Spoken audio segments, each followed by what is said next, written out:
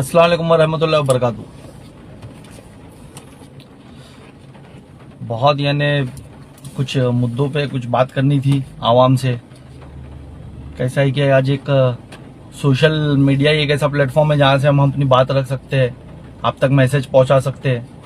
बस यही वजह थी कि मैं आज लाइव आया हूँ कि कंटिन्यूसली मुझे कॉल्स आते हैं शहर से, उसके ऊपर कुछ जो बातें हैं वो मैं आप लोगों को बता सकूं कि क्या मसला है क्या नहीं, क्यों मैं शहर में नहीं हूं। देखिए कि आप लोग जानते होंगे कि मेरा जो एक्सटर्नमेंट ऑर्डर था, मेरे खिलाफ जो तड़ीपारी का ऑर्डर था वो कैंसिल कर दिया गया। अब उसके कैंसिलेशन के बाद से कंटिन्यूसली मुझे कॉल आते हैं कि साहब भाई आप अभी कब शहर आओगे, इतने दिन हो रहे। तो कुछ वजह थी जिसकी वजह से मैं नहीं आ रहा था। तो आज मुझे लगता है कि वो वजह आप लोगों को भी पता होना चाहिए। आप लोगों को भी पता होना चाहिए कि मेरे पे सिर्फ एक्सटर्नमेंट ऑर्डर नहीं कराया गया, मेरे पे और क्या केस बनाया गया, कैसा झूठे केस और मुझ पे बुक किए गए, और कैसे मेरे पुराने केसेस में झूठे एफआईआर बढ़ाए गए। तो वो सब मुद्दों के लिए मैं अभी यहाँ लाइव आया हूँ ताकि आवाम को पता चले कि इन लोगों ने सिर्फ मुझे तड़ीपार नहीं किया था, तड़ीपार करने के बाद जो वहाँ के सत्ताधारी लोग हैं उनका तब भी दिल नहीं भरा था। वो पूरे कोशिश में थे कि मैं सिर्फ शहर बदर नहीं रहूं, मैं शहर बदर के साथ जेल भी चले जाऊं। जेल जाने के बाद काफी वो मुझे साल, 1.5 साल, 2 साल जितना जेल में रख सकते वो भी कोशिश कर रहे हैं वो लोग। और आपको पता है कि पूरे हिंदुस्तान में कैसा चल रहा है, जो आज पावर में है पुलिस डिपार्टमेंट को उसको इस्तेमाल कर रहा है, जो अपोजिशन में उसके खिलाफ। उसी तरीके से वाकया मेरे साथ भी हो रहा है। देखिए मेरी तड़ीपारी कैंसिल हो गई है, लेकिन मुझे जब तड़ीपार किया गया था तो मुझे तड़ीपार करने के लिए 2 केस बनाए गए थे, दोनों भी झूठे थे, सबको पता है, मुझे बताने की जरूरत नहीं है। तो जो सेकंड वाला केस था ना, उसमें कैसा किया गया कि पहले मुझ पे 326 एक्ट लगाया गया मुझे तड़ीपार करने के लिए, लेकिन कोर्ट में मुझे उसके लिए एंट्रीम बेल मिल गई। मुझे एंट्रीम जब बेल मिली तो इनको पता चल गया कि जो मारा पीटी का आरोप मुझ पे लगा रहे, जो भी झूठे इल्जाम मुझ पे लगा रहे, वो इल्जाम से मैं बच जाऊंगा, ये अपने साजिशों में कामयाब नहीं होंगे। तो जब मुझे एसीपी सर ने, जब मुझे मुमरा के जो विभाग के एसीपी उन्होंने जब मुझे नोटिस सर्व की, उसमें उन लोगों ने एक कलम बढ़ाई, वो कलम थी 354B। जबकि आपको पता है कि मुमरा के अंदर ये 3-4 एक्ट इतना फास्ट लगाते हैं, जब से हमारे 2019 से सीनियर साहब आए, सिर्फ ये सब कलमों का इस्तेमाल हो रहा है शहर में। वो बाद में सच साबित करते रहो, तुम झूठे हो सच्चे हो, वो बाद में साबित करते रहो, ये तो अपना काम कर लेंगे साहब के बोलने पे, ये कलम बढ़ा देंगे, कलम लगा देंगे झूठी और फंसा देंगे। तो जैसे कि आप जानते होंगे कि सरकारी काम रोकने की कलम 353, लड़की को छेड़ा करके 354, और ऐसे बहुत से कलम से जो ये फट से लगा देते हो जिसकी कोई तफ्तीश नहीं, कुछ नहीं होती। तो उसी तरीके से मामला ऐसा हुआ कि मुझे इन लोगों ने नोटिस के अंदर 354 भी बढ़ा के दी। मैंने उसका रिप्लाई भी दिया कि ये कलम तो मुझ पे है ही नहीं, तो मुझे क्यों 354 जैसा गंदा आरोप, इतना गंदा कि कोई लड़की की अजमत के साथ छेड़छाड़ करने का आरोप मुझ पे लगाया जा रहा है। तो इन लोगों ने मुझे कोई जवाब नहीं दिया, मुझे तड़ीपार कर दिया जबरदस्ती का, जिसका कोर्ट का ऑर्डर आप पढ़ सकते हो कि कोर्ट के ऑर्डर में जज साहब ने मेंशन किया। जैसा कि मैं हमेशा बोलता था कि मुझे इस देश के कानून पे भरोसा है कि मुझे इंसाफ मिलेगा। आज पुलिस डिपार्टमेंट मुमरा का इस्तेमाल हो सकता है मेरे खिलाफ, मिनिस्टर के बोलने पे कर सकता है मेरे खिलाफ, लेकिन कोर्ट पे मुझे आज भी भरोसा है। और उसी के चलते आज मैं दिल्ली आया हुआ हूँ, मैं दिल्ली में हूँ कि यहाँ से मुझे इंसाफ लेकर के मैं शहर वापस लौटूंगा। तो जैसा कि वो 354 का मुझ पे एक्ट इन लोगों ने बढ़ा दिए। अब मैं बोलना नहीं चाहता, मैं लड़की का नाम नहीं लेना चाहता, मेरी अभी मैं समझ लो कि मेरी तहजीब मुझे गवारा नहीं कर रही। बहुत से लोग की राय के पूरा खुल के बोलूं, लेकिन मैं नहीं चाहता। अब कुछ लोगों के बहकावे में आकर के, कुछ पॉलिटिशियन लोग के बहकावे में आकर के कोई लड़की खड़ी हो गई। अगर जब तक मेरे को ऐसा लगता है कि मैं कोर्ट कचहरी से बच जाऊंगा, इंशाल्लाह मैं नाम लूंगा भी नहीं। लेकिन जिस दिन मुझे ऐसा लगा कि लड़की सिर्फ पैसे के लिए ये काम कर रही है, उस दिन उसका पूरा चिट्टा खोलूंगा। आप समझ सकते हो कि ये गलत, कितना गलत है कि किसी पे भी ये इल्जाम लगा देना कि बहुत गंदा एक्ट है, कि अपनी अजमत बताना कि मैंने उसके अजमत को यहाँ वहाँ छुआ और बदतमीजी की, उसकी छेड़छाड़ की, ये बताना ये कोई जायज नहीं है, झूठे इल्जाम लगाना। तो इस तरीके से मेरे पे आरोप लगा दिया गया, जिसके चलते मेरी जब मैं तड़ीपार था तो उन लोगों ने कोर्ट से मेरी बेल रिजेक्ट करा दी। क्योंकि एक सेक्शन होता है कि जब आप शहर बदर हो तो आपको बेल नहीं मिलती, उसका सहारा लेकर के मेरी वो बेल रिजेक्ट करा दी। उसी का सहारा लेकर के हाई कोर्ट से भी मेरी बेल रिजेक्ट करा दी। और अभी ये चक्कर में है कि मैं शहर में आऊं तो ये लोग मुझे यानी जबरदस्ती का अरेस्ट करके फिर मुझे जेल भेज देंगे और जो कॉर्पोरेशन इलेक्शन है वो इलेक्शन ऐसे ही निकल जाएगा। तो उसके लिए मुझे डिले हो रहा है कि मैं यानी अपने डिफेंस के लिए थोड़ा बाहर हूँ। कोर्ट कचहरी का मामला फिर से शुरू हुआ मेरा, तो 10-15 दिन का मामला बचा है मुश्किल से। अभी मैं दिल्ली में हूँ, इंशाल्लाह अच्छा रिजल्ट लेकर के यहाँ से सीधा मुमरा आऊंगा इंशाल्लाह ताला। मेरे अल्लाह ने चाहा तो सीधा यहाँ से अब मैं मुमरा ही आऊंगा। बहुत ज्यादा उम्मीद है कि यानी मुझे इंसाफ भी मिलेगा, जैसे कि मैंने पहले का कोर्ट पे। देखिए ये क्यों, आपको ये समझना होगा कि ये क्या कर रहे हैं। अभी आप देखो मुमरा पुलिस स्टेशन में वो जो प्रेस रिपोर्टर है सुल्तान रिजवी साहब, उनका क्या मामला हुआ, सेटलमेंट हुआ नहीं हुआ, माफी क्यों मांगे नहीं मांगे, मैं उस पर नहीं जाना चाहता। लेकिन आप सबने देखिए ऑन कैमरा सुल्तान रिजवी साहब को ऑन कैमरा 20 कैमरों के बीच में उनको मारा गया, लेकिन उनकी एफआईआर नहीं हुई, अभी तक नहीं हुई, लेकिन उन पे एफआईआर हो गई। तो ये मुमरा पुलिस चौकी है।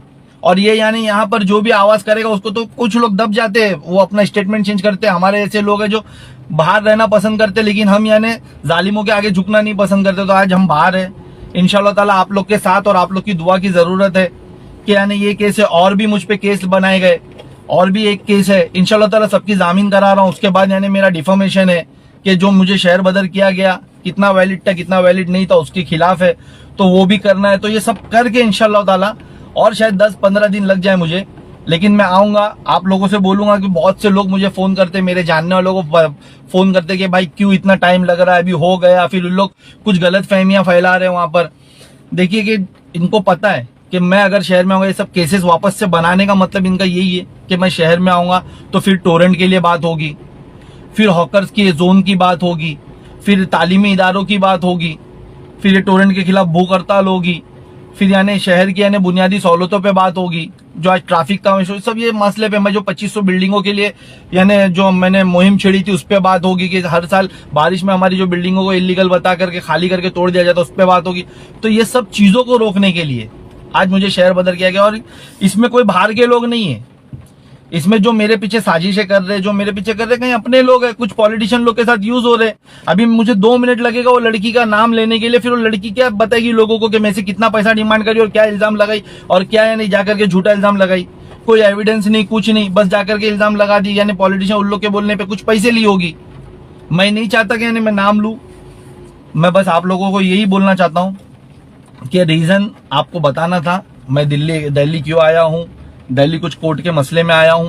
मैं यानी अब शहर में इसलिए नहीं आ पा रहा हूँ, मुझे जो टाइम हो रहा है, बस रीजन ये है कि सिर्फ आप शहर बदली मत देखिए। शहर का जो तड़ी पारी का जो था वो तो अल्लाह ने मेरा वो कर दिया, उसमें मुझे फतेह दिला दी, कामयाब कर दिया। उसके अलावा इन लोगों ने कुछ केसेस बनाए मुझ पे, झूठे एफआईआर में कुछ कलम्स बढ़ाए कितने महीनों बाद, उसका यानी सब मामला है। उसके लिए मैं थोड़ा कोर्ट वापस गया हूँ, तो शायद उसमें और 10-12 दिन 15 दिन लग सकता है। लेकिन इंशाल्लाह ताला मेरा अल्लाह चाहेगा तो मैं जल्द से जल्द शहर में रहूंगा। और मेरा वादा है कि मैं शहर में आने के बाद उसी तरीके से काम करूंगा। ये केसेस करके फिर शायद मुझे वापस से बाहर करे या मुझे जेल पहुंचा दे या कुछ भी करे, लेकिन मेरा अल्लाह गवाह है कि मेरे हौसले आने कभी ये तोड़ नहीं सकते। मेरे को अल्लाह की जात पे, सबसे पहले अल्लाह की जात पे भरोसा, उसके बाद इस देश के कानून पे भरोसा है कि ठीक है। और रही बात जो शहर में आज हो रहा है, ये शहर की आवाम से भी मैं अपील करना चाहूंगा। आप देखो, आप जिनको पावर में ला रहे हो वो क्या कर रहे, वो लोगों पे केसेस बना रहे, वो लोगों को मार रहे, ऑन कैमरा रिपोर्टरों को मार खिला रहे। इतना यानी किसी के हाथ में अगर एक वन साइडेड सत्ता दोगे ना तो ये प्रॉब्लम्स होगी। अभी आप लोगों को एक अच्छा फैसला लेना है, आने वाले यानी कॉर्पोरेशन इलेक्शन में एक अच्छी यानी आप लोगों को अपने वोट का सही इस्तेमाल करना है। मेरी आवाम से अपील है, इंशाल्लाह ताला मैं आऊंगा। उसके बाद यानी मैं आपकी खिदमत के लिए हमेशा अवेलेबल रहूंगा। मेरा फोन हमेशा चालू है, अगर किसी को मुझसे कांटेक्ट करना है, कुछ बात करना है, मेरा फोन चालू है। लेकिन मैं क्यों शहर नहीं आ रहा हूँ, ये रीजन मैंने आपको बता दिया कि मुझ पे कुछ झूठे एफआईआर जो बढ़ाई गई है, कुछ लड़की को खड़ा करके यानी मुझ पे इल्जाम लगाए गए हैं। ये पहले से मेरा तड़ीपार कैंसिल होने से पहले उन लोगों ने एक नया रास्ता बना लिया था मेरे खिलाफ। तो उसके लिए उन लोगों ने यानी मेरे को यानी उनको पता था कि यानी मैं कोर्ट, लोगों ने पूरा देख लिया कि अब यानी ये टूट ही नहीं रहा है कि इसको 6 महीना हो गया, 4 महीना हो गया, अब ये यानी हमारे तरफ नहीं आने वाला, ये हमसे नहीं, हमारे पास नहीं झुकने वाला है, हमारे जुल्म के आगे नहीं झुक रहा है। तो उन लोगों ने मेरे पे और एक कलम बढ़ा दिया और मुझे उसमें यानी वांटेड बता दिया, ताकि मैं जेल चले जाऊं और फिर मैं जेल में से 4-6 महीना मेरी आवाज बंद रहे हुए, कुछ मैं बोलूं नहीं, शायद वहां डर जाऊं, टूट जाऊं, या कुछ और रास्ता इन लोग अपना ले। तो बेशक मुझे अल्लाह की जात पे भरोसा था, जिस तरीके से मेरे अल्लाह ने मेरे को यानी शहर बदरी के इतने बड़े मसले से फतेह करके, इन जालिमों के आगे जीता करके मुझे कामयाब किया, उसी तरीके से मुझे ये झूठे केसों में भी इंशाल्लाह ताला अल्लाह कामयाब करेगा। और 10 से 15 दिन की बात है, इंशाल्लाह ताला मैं मुमरा में रहूंगा। तब तक मैं मेरे आवाम से अपील करता हूँ कि आप यानी थोड़ा समझ के रहिए, इन लोग क्या कर रहे हैं, इन लोग किस तरफ शहर को लेके जा रहे हैं। आज शहर में एक भी बुनियादी, कुछ शहर में पानी का मसला था, मैं देख रहा था, पानी के मसले के लिए कुछ नहीं। और सिर्फ इनका क्या है, एक नया इनका पिछले 10 सालों में आपने देखा होगा टाला बहुत अच्छा मारते। आप अगर, मैं आवाम को मेरी लाइव बंद करने से पहले बस इतना एक छोटा सा मैसेज देना चाहूंगा कि अगर पढ़े लिखे लोगों को, अगर काबिल लोगों को आपने जीता के लेकर आया होता ना, ये जो क्राइसिस चले पानी के 5-6 दिन ना, अगर उनको जीता के आपने पढ़े लिखे काबिल और सही काम करने वाले खिदमतगार लोगों को जीता के लाया होता ना, तो वो आपके लिए जाकर के म्युनिसिपैलिटी में एक्टिंग से टाला नहीं मारते, आपके घरों के नलों को खोल के पानी बाहर लाते। ये अपनी नाकामी छुपाने के लिए सिर्फ धरना आंदोलन, प्रेस वालों को कुछ यानी अपने तरफ करके कुछ यानी कुछ भी पेड करके अपनी न्यूज बनाना, आपको इस तरीके से वलगलाने का काम कर रहे। ये जेन्युइनली आपके लिए काम नहीं कर रहे। मैं समझता हूं कि आप बताओ, एमएलए उनका, मंत्री उनका, उनके 18 नगर सेवक, फिर भी शहर में पानी का प्रॉब्लम है, फिर भी शहर में कचरे का प्रॉब्लम है, फिर भी शहर में रोड का प्रॉब्लम है। आज हॉकर्स को हॉकर जोन नहीं है। आज हमारे घर में, हमारे शहर में तालीमी इदारे के लिए नहीं है, लाइब्रेरी के पैसे पास होकर के 2016 से पढ़े, लाइब्रेरी नहीं है हमारे शहर में। आज यानी सही रोड्स नहीं है, आज ब्रिजेस नहीं है हमारे शहर में, हमारे शहर में हॉस्पिटल्स नहीं है, हमारे शहर में स्कूल्स, टीएमसी स्कूल्स नहीं बढ़ रही है। तो किन लोगों को हमने चुन के दिया है? आवाम से मेरी अपील है कि इस बार अगर आप सोचते हो कि आपके घर में पानी आए, अगर आप सोचते हो कि आपको यानी हॉकर जोन बनाकर मिले ताकि आपके नियरेस्ट यानी आपको हॉकर्स बैठे मिले, अगर आप सोचते हो कि आपके बच्चों को अच्छी तालीमें मिले, अगर आप सोचते हो कि ड्रग फ्री मुमरा करना है, तो एनसीपी फ्री मुमरा करना होगा। उसके बिना नहीं हो सकता। अब अगर इन लोगों ने रिपीट करा तो मुमरा बर्बाद हो जाएगा। मेरी ये अपील के साथ वापस से बोल रहा हूँ कि अगर आप सोचते हो कि आपको आपके एरिया में स्कूलें बने टीएमसी की तरफ से, आपके यानी शहर में यानी हॉकर जोन्स बने, आपके रोड्स बने, आपके यानी जो रिजर्वेशन आपको मिले, वो आप जो कब्रों, आज जो कब्रस्तान का घोटाला हुआ, जहाँ कब्रस्तान पास हुआ था, हमको अच्छा कब्रस्तान मिले, हमारा शहर ड्रग फ्री हुए, तो उसके लिए मुमरा को एनसीपी फ्री करना होगा, तभी होगा। मैं बस यही मेरी अपील के साथ, और आपको जो बताना था कि मैं दिल्ली में हूँ और मैं लेट होने की वजह क्या है मेरी, मैं बता चुका हूँ कि कुछ मुझ पे झूठे केस बनाए, बड़े गंदे केस बनाए गए। क्या ने कोई लड़की की अजमत के साथ भी मैंने छेड़छाड़ की, उसकी माँ की अजमत के साथ भी। इतने बेवकूफ लोग हैं लोग कि स्टेटमेंट देने जाते तो ये भी नहीं समझते कि हम क्या अपनी माँ और बहन के बारे में क्या दिला, कि मैंने उनकी माँ के साथ भी, उनकी अजमत के साथ भी करा। अब मैं नाम ले लूंगा तो क्या इज्जत रहेगी? कितने पैसे के लिए करेंगे? क्या मिलेगा? 10-20 हजार। उसके लिए माँ बहन की भी अजमत की बात डाल दी। चलो खैर, मैं उस पर जाना नहीं चाहता। जब अगर सर के ऊपर पानी जाएगा तब नाम लेकर बोलूंगा। अभी बस मेरी आवाम से अपील है कि मेरे लिए दुआ करे। मैं जल्द से जल्द यानी 10-15 दिन के अंदर ये मामला निपटा कर दिल्ली से इंशाअल्लाह ताला मुमरा हूँ और आपकी खिदमत कर सकूँ।